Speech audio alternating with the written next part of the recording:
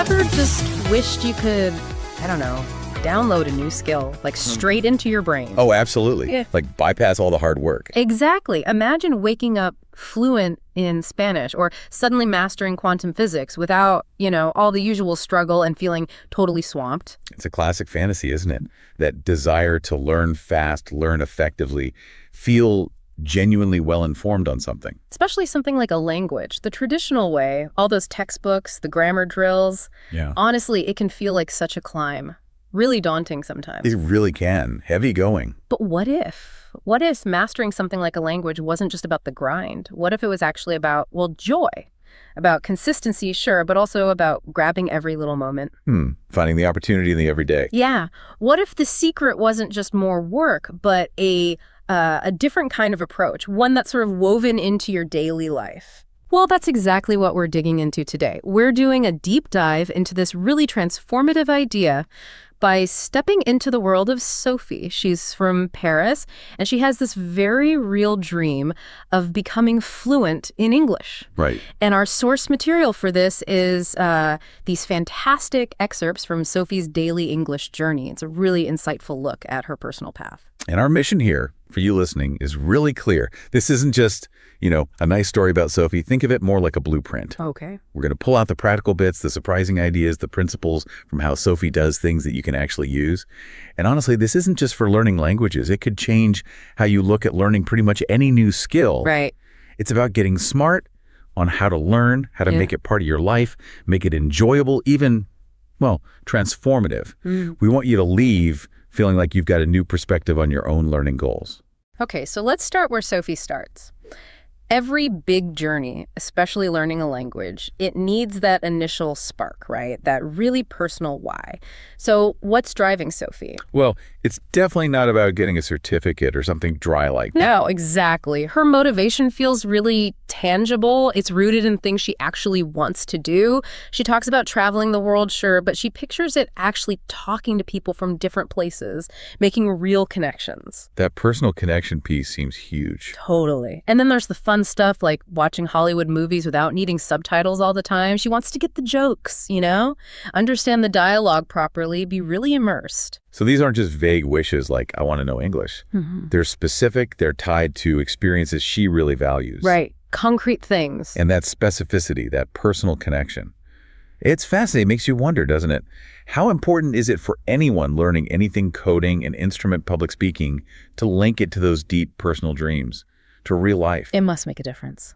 I think it does.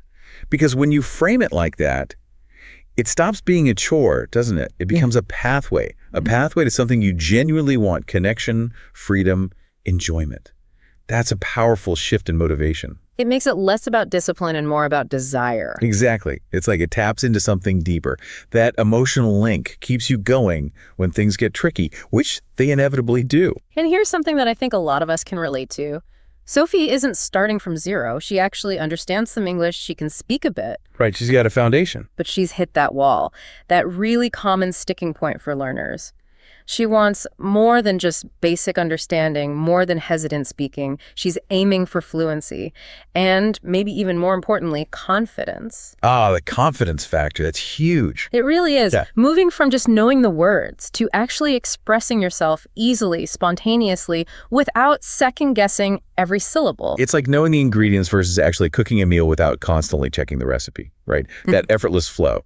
Moving from conscious effort to just doing it. Yeah, exactly. Unconscious competence. So what's the real barrier there, psychologically speaking? When you have the knowledge but can't quite deploy it smoothly. Good question. Often it's not really about lack of effort. It's more likely fear. Fear of stuffing up, sounding silly, not being perfect. Perfectionism paralysis. Exactly. And if you look at learning in general, so many people get stuck right there. They know stuff, but they're hesitant to use it because they're worried about messing up. That's so true. But Sophie makes this pivotal decision. She has this internal declaration. It's really powerful. She says, no more fear. I will practice English every day. I will listen more. I will speak more. I will not worry about mistakes. I will enjoy the journey. Wow. That's quite a statement. It is. It's not just a plan. It's a whole mindset shift. It's like she's giving herself permission to be imperfect. It's a commitment to the process. accepting that the journey itself is valuable, not just the final destination. Embracing the journey, not just the goal. Precisely. It's what some people call a growth mindset, seeing the effort and the mistakes as part of getting better, not as proof you're no good. So for you listening, what does this mean? If you're learning code or guitar or, well, anything. It means making that conscious choice to let go of needing to be perfect right away. Easier said than done sometimes. Oh, definitely. But it's about understanding that mistakes aren't failures. Yeah. They're actually feedback, essential stepping stones, really. Data points for improvement. Exactly. It's about choosing to find enjoyment in the small steps, in the process itself, instead of just focusing on that big, maybe intimidating end goal. Sophie's declaration is basically an invitation to reframe your own learning challenges. Shift from, I must get this right, to, okay, I'm learning, let's see what happens. Okay, so Sophie makes this commitment. How does she actually put it into practice? Her day starts with real intention. She wakes up early, and literally the first thing she does Is engage with English. Right. She goes to the mirror, looks herself in the eye, and says out loud, "Good morning, Sophie. How are you today?" Wow, okay. Talking to herself. Yeah, and then she answers herself just as confidently. "I'm great, thank you. I feel happy and excited." It's like a little performance, but just for her. That's fascinating. It's immediate immersion, isn't it? But it's conscious and personalized. Totally. And it's not just about the words. It's building a habit from the moment she wakes up. And by talking to herself, she's creating this zero judgment zone for practice. Right. No one's listening or grading her. Exactly. This pure practice. It builds what we call procedural memory. That muscle memory for common phrases, the rhythm of the language. It starts to become automatic. Like tying your shoes, you don't think about every step. Precisely. And crucially, she's linking English to positive feelings. Happiness, excitement, right at the start of the day. That's a powerful bit of self-reinforcement. It kind of programs her brain to see English practice as a good thing. And she keeps this up, weaving it into totally mundane things, like while she's brushing her teeth. She's talking. Yep. Narrating it. "I am brushing my teeth. My toothpaste is minty and fresh. Now I feel awake." Brilliant. And then making breakfast. "I am making eggs. The eggs smell delicious. I am so hungry. Let's eat." Just describing her actions, her senses. That connects directly to what we were saying earlier, transforming these everyday autopilot moments into active learning. Right. It's all about descriptive language, using her senses taste, smell, and just narrating her life in English. This kind of constant low-stakes exposure really helps cement vocabulary and sentence structures without it feeling like heavy study. It's like she's training her brain to think in English, not just translate. Exactly. It becomes part of her internal monologue, part of how she experiences her morning. So for you listening, think about your commute or doing the dishes. Could you narrate that? Even just silently in your head or whispered? It integrates it naturally. Builds fluency through living it, not just studying it. But she's not just talking. She's listening too. While she eats breakfast, she puts on English podcasts. Okay, passive listening. No, that's the key. It's active. She doesn't just let it wash over her. She actually repeats sentences she hears. Okay. She'll pause the audio, listen again, and then she tries to copy the accent. Mimicry, yeah. That's really effective. And the source says she's smiling while she does it, thinking, this is fun. That enjoyment factor again. But the active part, the repeating, pausing, mimicking, that's what separates it from just background noise. Totally. It sharpens your ear for rhythm, intonation, stress patterns, all that stuff that makes speech sound natural. And it directly works on pronunciation because she has an immediate model to copy. Instant feedback loop. Right. And that detail, it feels like talking to a friend. That's gold. It shows she's forming an emotional connection, which makes the practice feel less like effort and more like, well, pleasant interaction. Making it sustainable. Absolutely. It fosters that long-term consistency you need for mastery. It's a great example of an implicit learning the brain, just absorbing patterns because it's engaged and enjoying it. So after breakfast, Sophie doesn't just keep her practice indoors. She takes it outside. She goes for a walk in the park. Getting some fresh air and more English practice. You guessed it. But again, it's how she does it. She's not just walking. She's actively describing everything she sees and hears. In English, of course. Like a running commentary. Pretty much. Either in her head or maybe whispering. Things like, "The man is walking his dog. The dog is small and brown. It looks happy. The sun is shining. The birds are singing. It's a beautiful day." Okay, so that's this idea of internal narration or mental translation in action. Yeah. She's constantly activating English based on what's around her. That's so good for building vocabulary for everyday things, for practicing descriptive sentences in a real context. She's creating her own little immersion bubble, even in Paris. Exactly. Training her mind to see the world through an English lens. It's a form of active recall, too, strengthening those neural pathways so the words come easier later. And it's not just visual stuff. She tunes into sounds, too, describes them. I hear the wind, I hear children laughing, I hear the leaves moving. Multisensory. Smart. It really is comprehensive, isn't it? Yeah, it's about training her brain to generate English spontaneously in response to all kinds of input. Doing that consciously builds automaticity. Automaticity, like driving a car. Precisely. At first, everything is deliberate, mirror, signal, maneuver, but eventually it becomes automatic, freeing up your brain to focus on the actual driving, or in this case, the meaning of the conversation. So she can focus on what she wants to say, not how to say it. Exactly. She's not just learning words, she's embedding them in her reality. Okay, so later she does something that takes a bit more courage. She goes into a coffee shop, familiar place, but she decides to order in English, even though she knows the barista is French. Ooh, okay. Putting herself out there. Yeah. She says, "Hello, I would like 1 cappuccino, please." Simple, but clear. And how does it go? It goes well. The barista gets it, smiles, and replies in English, "Sure, 1 cappuccino coming right up." And the source says, Sophie feels really proud. Ah, that little victory. That's a brilliant example of controlled courage, or graded exposure, psychologists might call it. She's stepping out of her comfort zone, but in a safe, predictable setting. The barista replying in English is instant positive reinforcement. Proof that her practice worked. Exactly. It shows her efforts are paying off in the real world. These small wins are so important for building confidence bit by bit. Each successful interaction, no matter how small, reinforces the belief I can do this. Every interaction is a chance to practice. A chance to apply and solidify. Like a coder getting a small bit of code to compile, it fuels the next step. And even while she's waiting for the coffee, she doesn't switch off. She uses the downtime. How so? She starts practicing questions in her head. You know, typical conversation starters. What is your name? Where are you from? What do you like to do? Mental rehearsal. Yeah. And she doesn't just ask them. She imagines the answers too. My name is Sophie. I'm from Paris. I like painting, walking, and learning English. She's having these little mini conversations entirely in her mind. That taps into the power of internal practice, which is often really underestimated. So many people wait for the perfect moment to speak, which might never come or feels too high stakes. But Sophie just creates those moments internally. Proactive. Very. This kind of mental rehearsal is fantastic for fluency. It lets you anticipate responses, try out sentence structures, formulate ideas, all without the pressure of a live audience. It bridges that gap between knowing the words and actually using them smoothly in a conversation. Like practicing a speech in your head before giving it. Exactly like that. Yeah. She's training her brain to be ready for the real deal by running simulations. So later in the day, Sophie takes another big step. A brave one, really. She meets up with her new friend, Emma.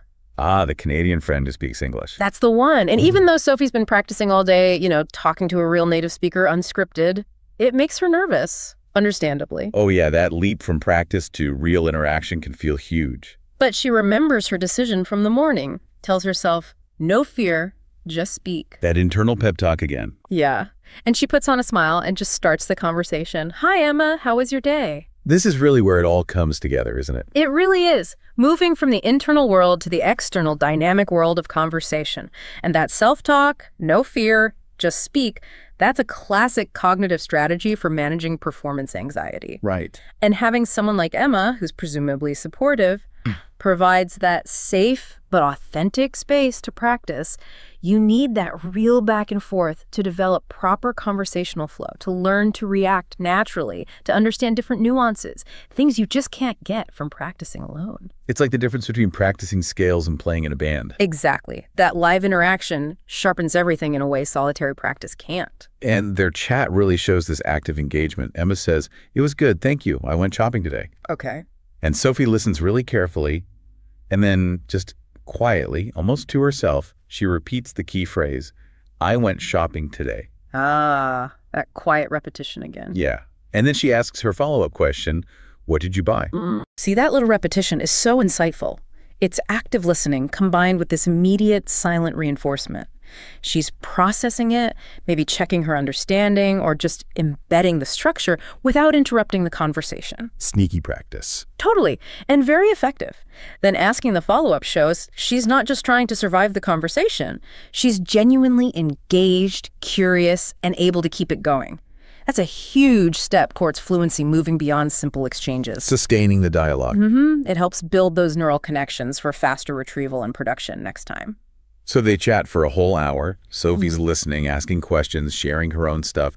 And here's the bit I found really amazing, maybe even revolutionary for language learners. Go on. She laughs when she makes mistakes. Ah, that's brilliant. Isn't it? Yeah. Emma helps her gently with pronunciation, but the whole vibe is just light and fun. They even do tongue twisters together. You know, she sells seashells, and Peter Piper. Aha, classic. And they're just cracking up. And Sophie's takeaway is pure joy. Speaking English is fun. That interaction sounds like the absolute ideal learning environment, doesn't it? It really does. You've got laughter, support, and crucially, that acceptance, even embracing of mistakes. Mistakes aren't failures. They're just part of the process, maybe even something to laugh about together. Yes. That completely changes the emotional dynamic of learning. Takes the pressure off. Massively.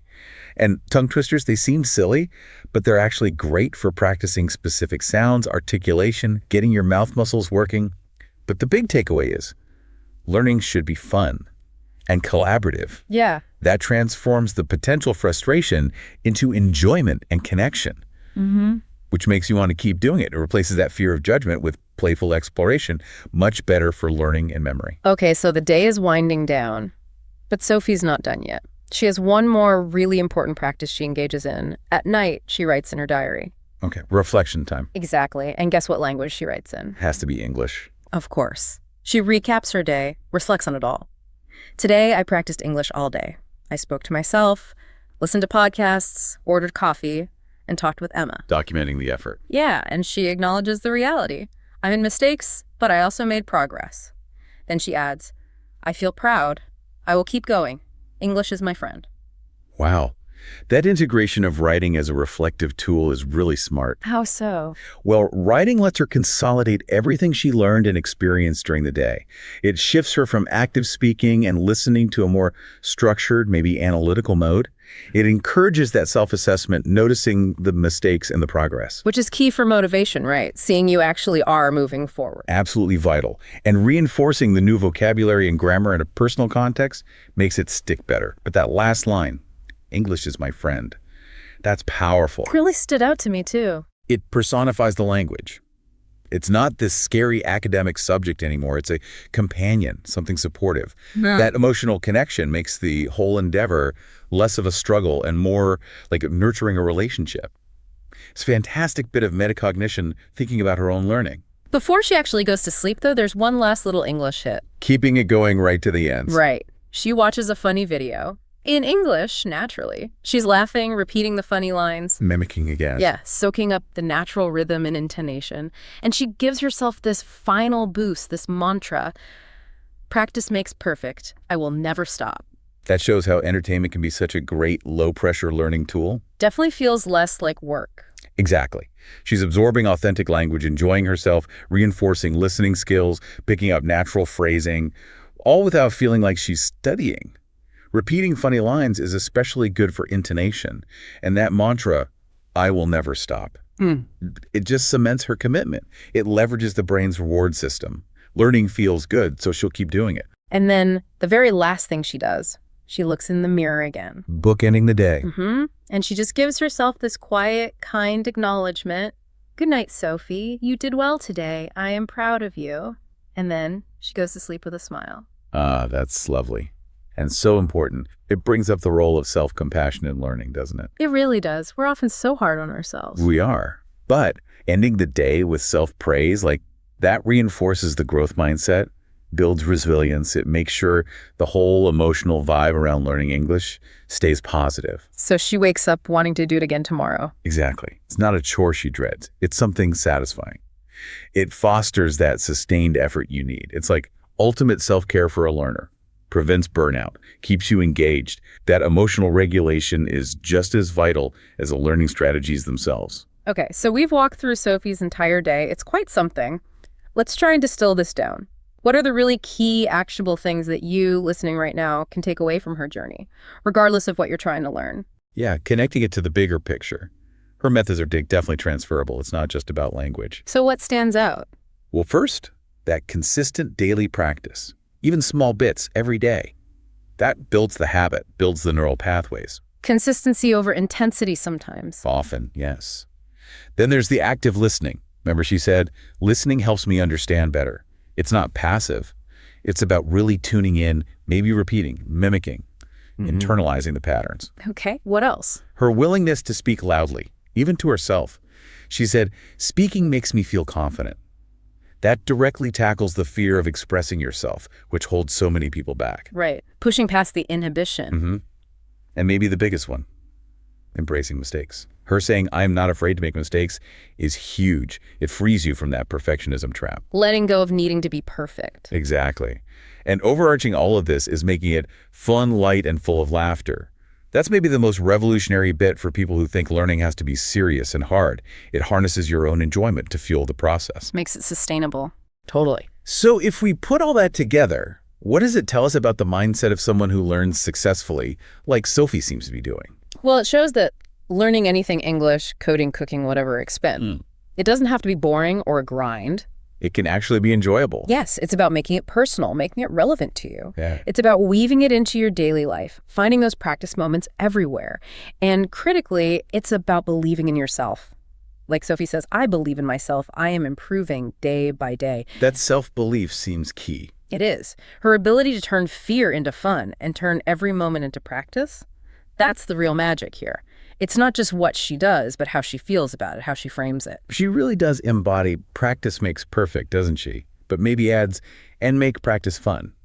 Exactly. Yeah. And the ultimate message from her journey, summed up in that source, quote, practice every day, and soon you will feel like a native speaker, or, competent in whatever skill you're learning. It's about the power of that consistent, cumulative effort. Small steps adding up. Yes, but small steps taken with joy and purpose. That's the insight. That's what leads to real mastery. #tagged outro. Wow.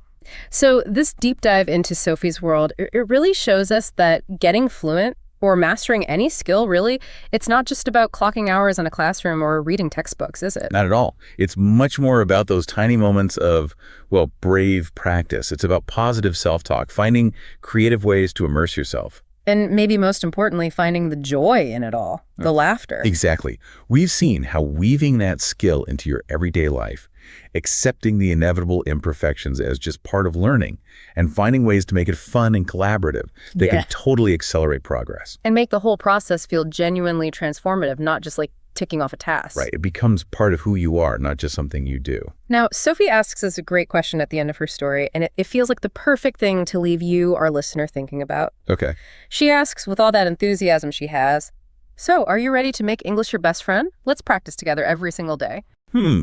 Making the skill your friend. That's a powerful idea. Isn't it? So the question for you listening, inspired by Sophie, is what small, consistent action could you take starting right now, today, to turn whatever you're learning into more of a daily habit? Yeah, how can you make it your friend? What's that first tiny moment of brave, maybe even fun practice that you're going to commit to?